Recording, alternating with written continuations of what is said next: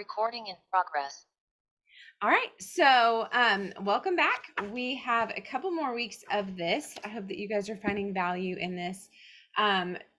2 weeks ago, we kind of introduced ourselves, talked through what we are hoping to come from this. Last week, we talked about what our greatest ambition is, and then those 5 major moves that will make those ambitions happen. Then we took it a deeper dive there and talked through what does that look like to actually do those 5 major moves every day.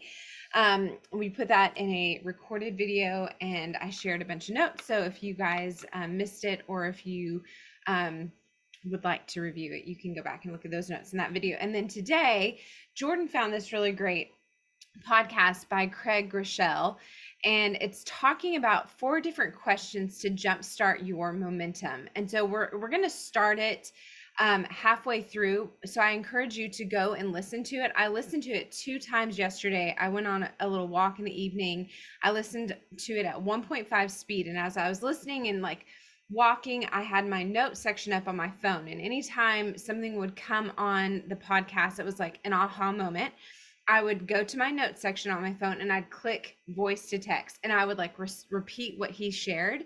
And then once I clicked the microphone button off, then it automatically started that podcast up again. That's just been like a really great way for me to take notes of my podcast that I'm listening to without having to like back and forth, back and forth, back and forth. So that's just a little trick.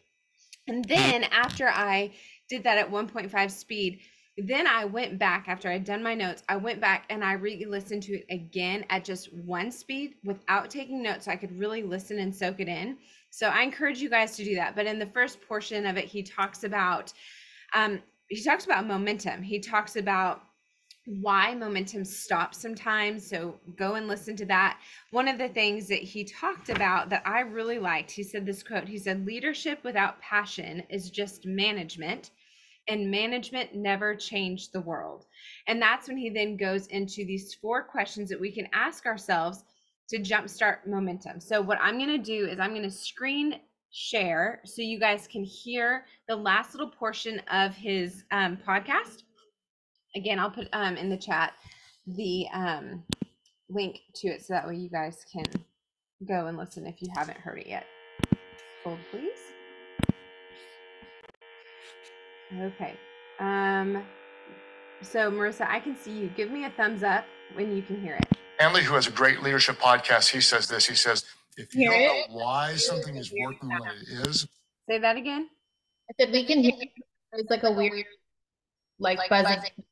That's what they've been saying. Okay, I'm going to unplug my charger. Is there still a buzz? Let me try it again. You won't know how to fix it when it's not. You want to understand why you have momentum. Still not good? Shoot. Hold on. It was just like echoing. Okay, I'm going to mute myself and see if you can still hear it. Hold on, please. Let me go back. I'm sorry, you guys. And that's working. To quote Andy Stanley, who has a great leadership podcast, he says this. He says, if you don't know why something is working when it is, you won't know how to fix it when it's not. You want to understand why you have momentum. When it comes to momentum, if you don't anticipate it, if you complicate it, if you don't understand it, you'll disrupt or destroy it. Let me say it again. You have to hear this. If you don't anticipate it, if you complicate it, if you don't understand it, you'll disrupt it or destroy it. So how do we jumpstart momentum? Let me give you 4 questions that you want to ask to jumpstart momentum. Question number 1. Do you need an inward burst of momentum? Whatever you're leading is a reflection of what's inside of you. Do you need an inward burst of momentum? Because what's happening inside the leader will always show up inside the organization, always. For example, years ago, our church was struggling and people were saying things like, Craig's kind of off right now. Craig's not, whatever. And I was mad, I was hurt, like, what are you guys talking about? But I didn't realize that I'd become distracted. I'd lost some focus, and what I needed was fresh vision. I needed fresh passion. I needed fresh energy. And I just need to say to some of you, that may be you right now. You still care, but you're not leading out of an overflow. And the bottom line is this: you can't pour from an empty cup. You got to be full on the inside. I like what my good friend John Maxwell, he teaches this, and I'll give you a brief kind of example of his teaching. He says, if you're a 7, you don't attract an 8. What does he mean? However you define it, if you're a 7 in your passion, you're not going to attract 8s and 9s. If you're a 7, you're going to attract 5s and 6s. If you're a 9, he says you're going to attract 7s and 8s. You're not going to attract a 10. The way I'd say it is this. I'd say it this way. You'll never attract more than you are. So I would ask you, how is your inward passion? How's that burning fire within you? Because leadership without passion is just management. And good management never changed the world. What does momentum do? Momentum tends to follow those who are already moving fast. And so I'd ask you, if you don't have momentum in your organization and you're the leader, do you need an inward burst of momentum? Question 1, do you need inward momentum? Number 2, you're going to want to ask yourself, if you don't have momentum, ask yourself, do you need to make a leadership change? Do you need to change some key player or maybe multiple key players in your organization? It's been said that everything rises and falls on leadership. You probably heard that before.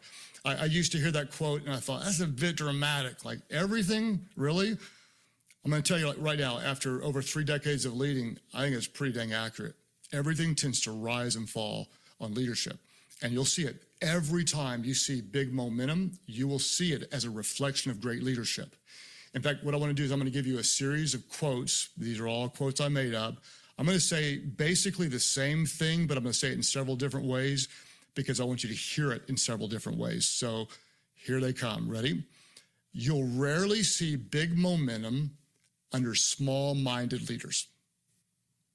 You'll rarely see forward movement under problem finders, not problem solvers. You'll never see selfless and passionate contributors under a self-centered and selfish leader.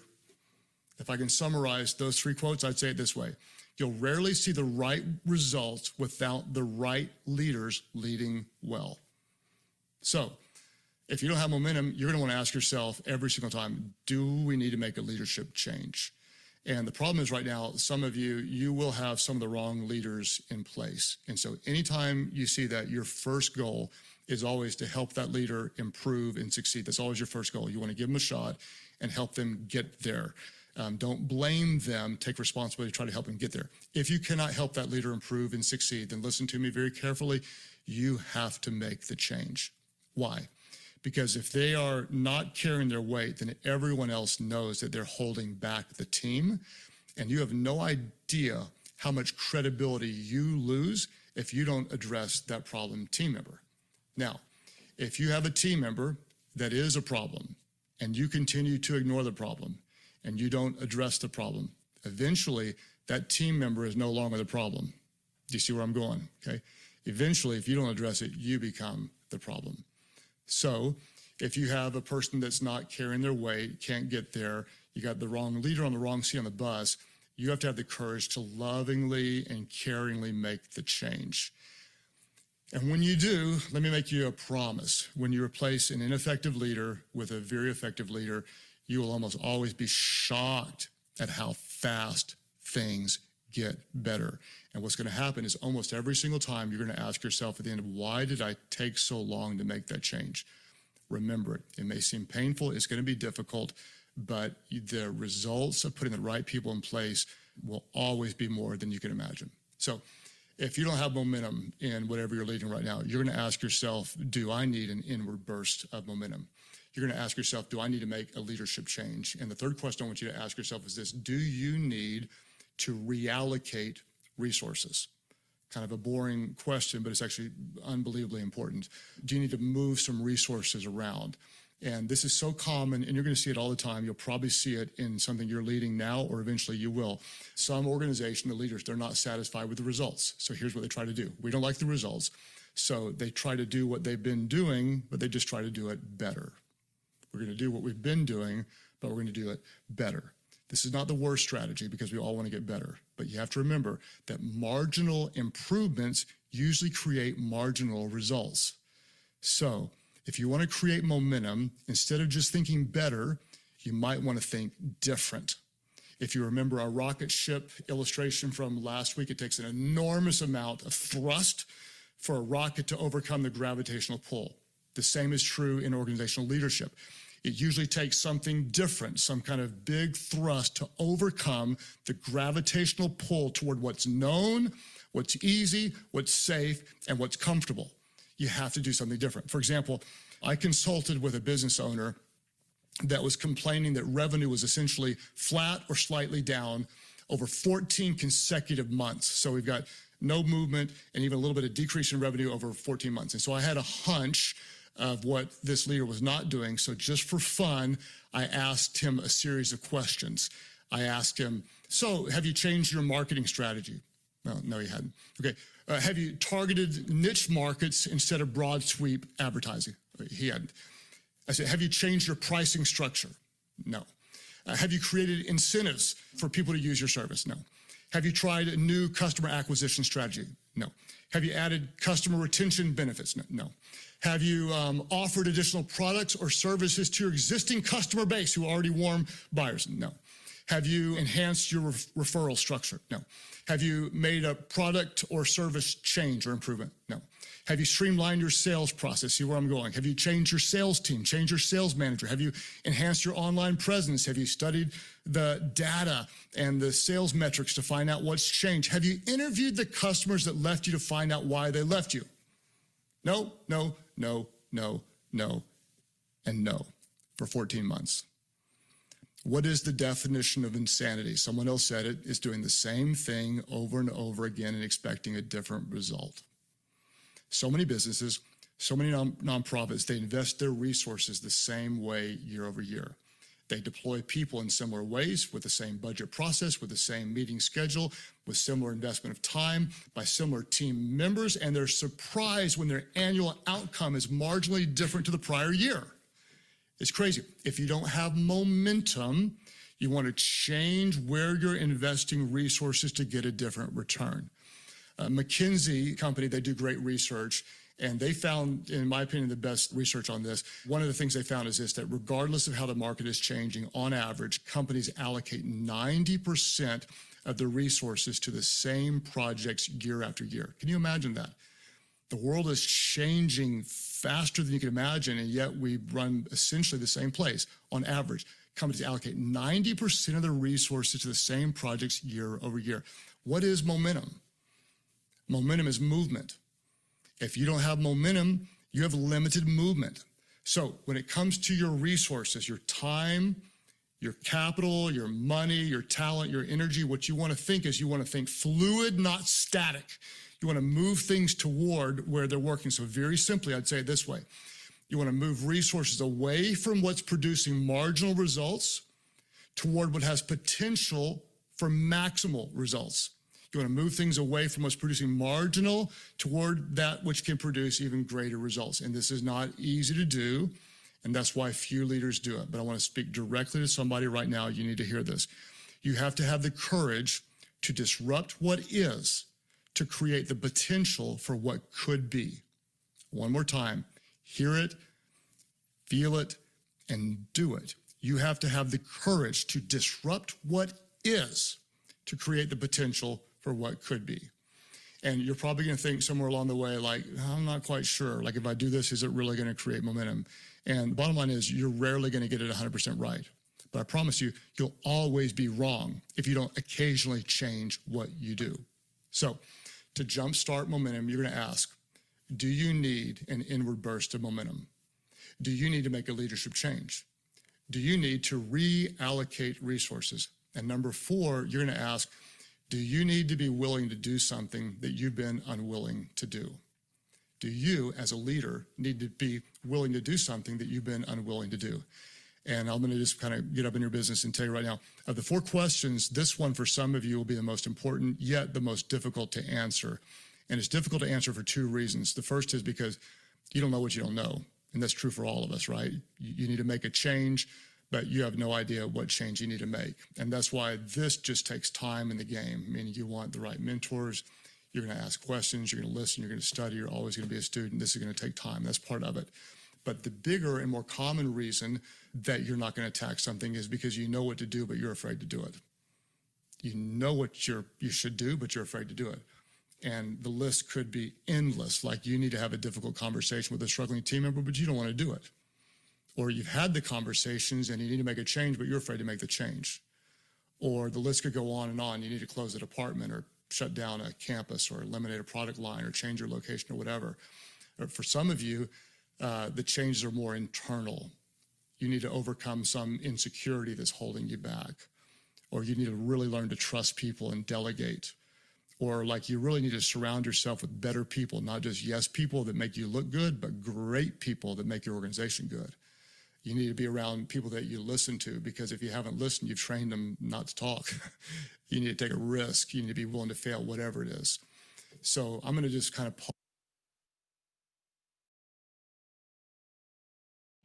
Okay, there's like 1 minute left, so you guys can go and listen to it. He talks about his secret sauce, so you'll want to go and listen to what that is. But before we start getting into specific questions, I would love to hear maybe just some like takeaways, that maybe something he said to you kind of like struck a chord. I'd love for us to just unmute ourselves and kind of share some of those things. Go you know, ahead. sorry. I Go love ahead. the inward burst of momentum. That just really hit home for me. Like I feel like so much of the time, especially when our business is stagnant, we can find ourselves just like checking off boxes, just going through the motions, just doing the bare minimum of adding 3 and helping a silver occasionally. And for me, like if I'm missing the passion, like everyone on my team knows it. I don't feel like I have the right attitude. I don't feel like I have the right presence. I'm definitely not showing up with energy. And so I've recently like had to tap into that and try to like focus more on long-term vision, my why, just try to find more of a passion for the things I'm doing, because it is easy to get complacent, I feel like, at this level. But that's something I was literally just talking with my level 2 who's pushing for Emerald in the next 90 days is creating momentum, creating energy. And we talked a lot about like finding that inner energy that you talked about.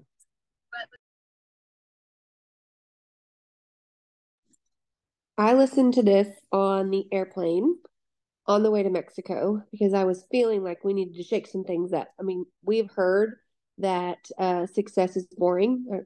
We probably all heard that at some point. Like success, we are doing the same 4 pillars over and over and over and over. And so 2 things that I took away from this and implemented when I got back.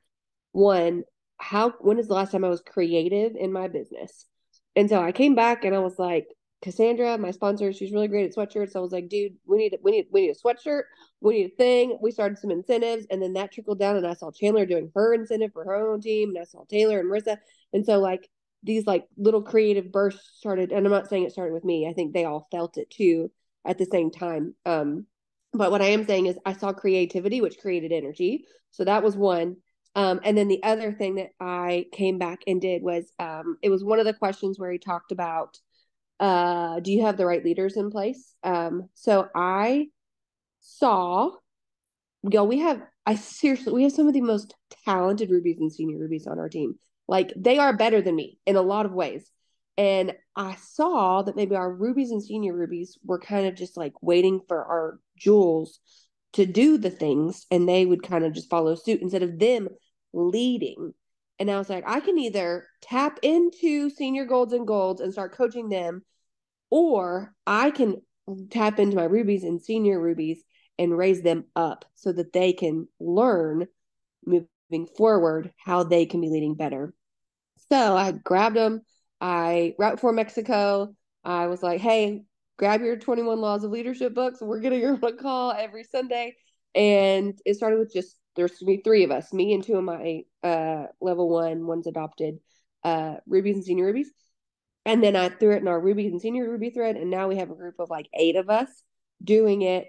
And I really have seen some changes in them. Now, I'm not saying I'm a catalyst. I'm saying them having a space to communicate and get creative and learn and grow together has been really good for them. So anyway, that was 2 things.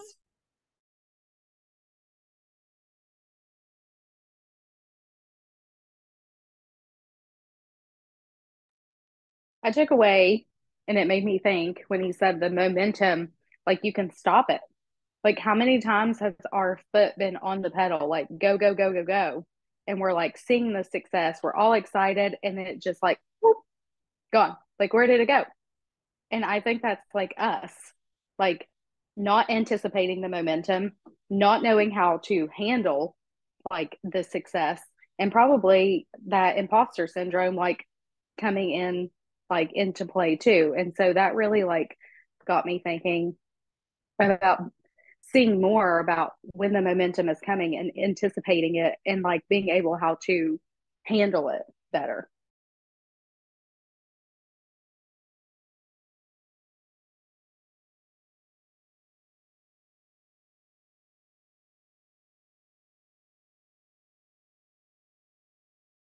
So, the third question, the do you need to reallocate resources? When I listened to that at first, that was the one where he had the conversation with the CEO or whomever and was like asking this guy all these specific questions, like, okay, have you done this? Have you done this? Have you done this?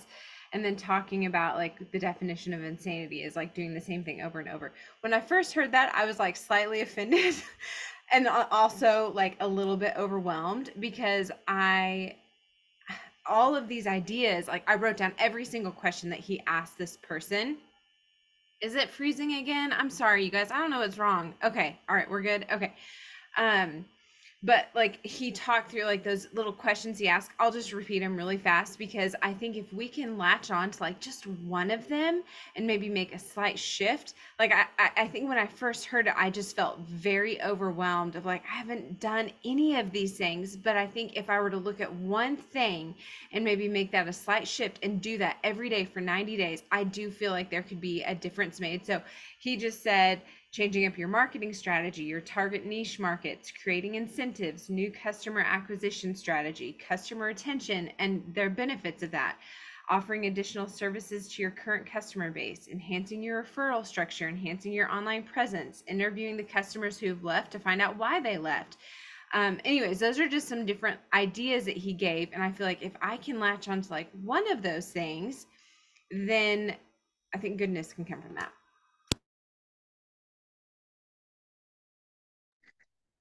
Also, Emily, do you think that there are some like I feel like those questions are for like anyone. And I feel like sometimes in network marketing, there's a different set of questions based on like what we can do to go shake things up, right?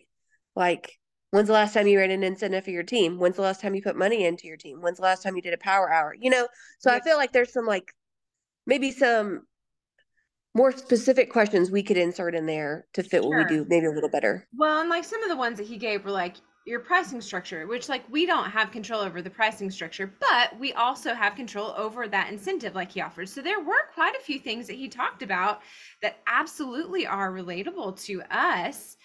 And so I feel like if we can just look at one of those, because here's the thing, this is something that I feel like I've been struggling with my team, is that I've been doing this for 6.5 years and I've got a really strong team that is doing the things. Like they are doing the things, they're doing the reach outs, they're doing the follow-ups, they're doing really strong posting, they're doing great training, they're stepping into their leadership, they're taking ownership of their business, but they're not moving.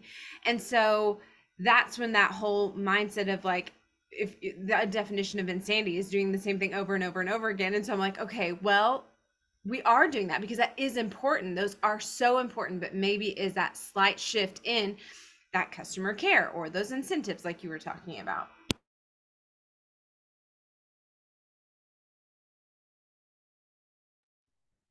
I want to say something because I feel like this exactly this podcast is exactly where my brain has been for like the last, I don't know, couple months, like 60 days. And so I love these questions. And I think that there were so many like parallels to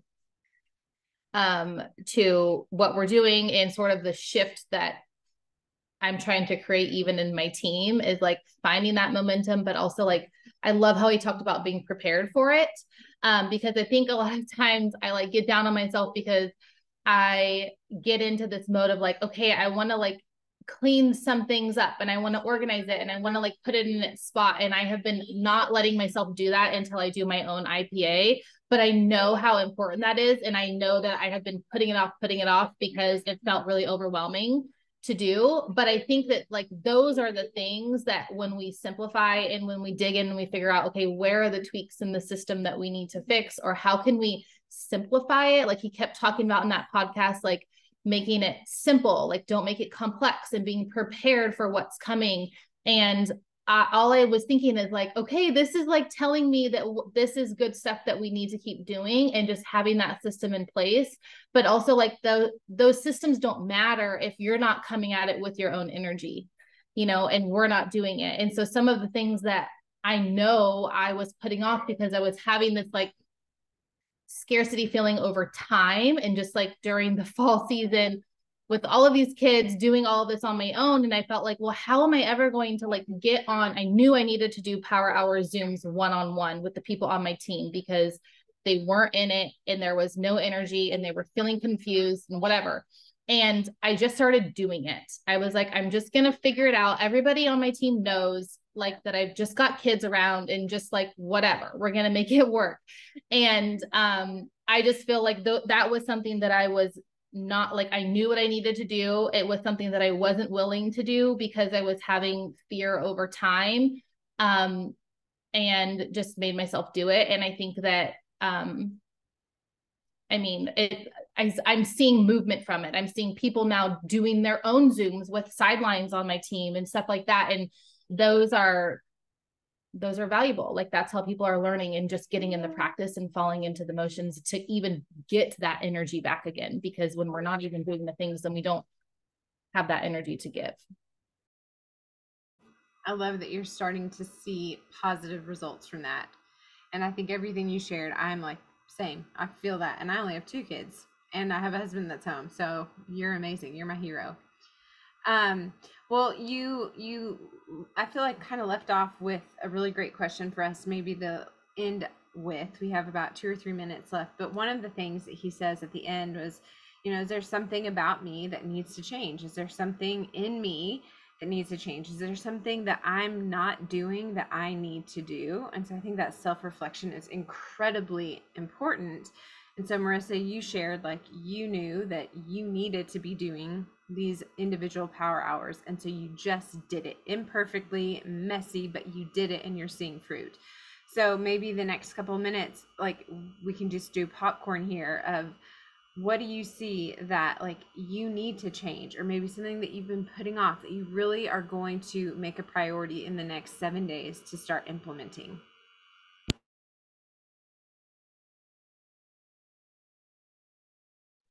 I'll echo Marissa. So right after Mexico, I was like, I've got to start doing coaching calls. But I don't know about y'all, but sometimes when you do coaching calls, it feels like you're coaching on the same thing over and over and over. And so I turned them into working calls. So it was like 5 minutes of maybe some like discussion, depending on how new they were. And then the rest of it, we were just messaging. And I would give them message ideas for certain things and who to talk to. And I had 12 of those in a matter of 48 hours. And it was great because through the messaging I could hear like what they were hesitant with, afraid of, and I just sent a bunch of videos after on most of them. So anyway, that was something that I did too, Marissa.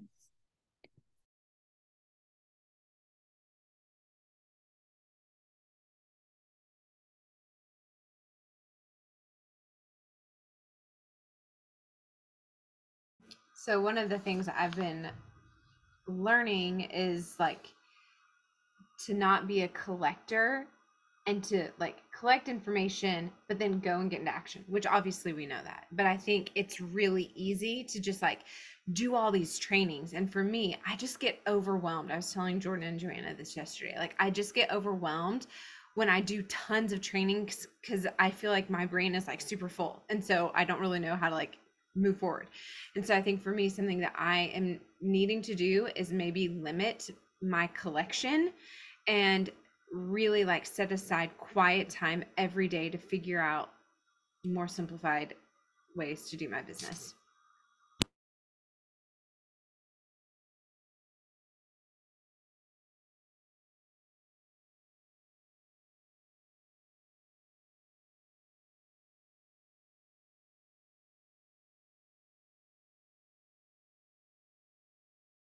Okay, well, I will put right now, I will actually put the podcast link in this chat in case you guys missed it.